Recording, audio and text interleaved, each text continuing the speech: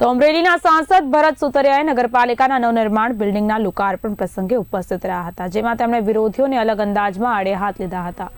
સાંસદે શેરશાયરી થકી વિરોધીઓ પર શાબ્દિક પ્રહારો કર્યા હતા.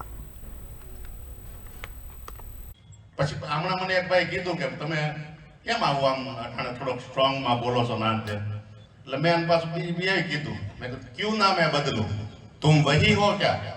क्यों ना मैं बदलूं, तुम वही हो क्या? माना मैं गलत हूं, तुम सही हो. એટલે મેં એને એ રીતે જવાબ આપ્યો.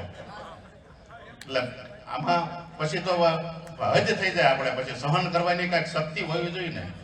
એટલે અમારા છે ને અહીંયા ટીમ બેઠીને કૌશિકભાઈના વિસ્તારની અંદર હું તમને કહું તો અટાણે 2500 કરોડે પૂગ્યા છે. જનકભાઈ છે એ 2300-2400 કરોડ રૂપિયા પૂગ્યા છે.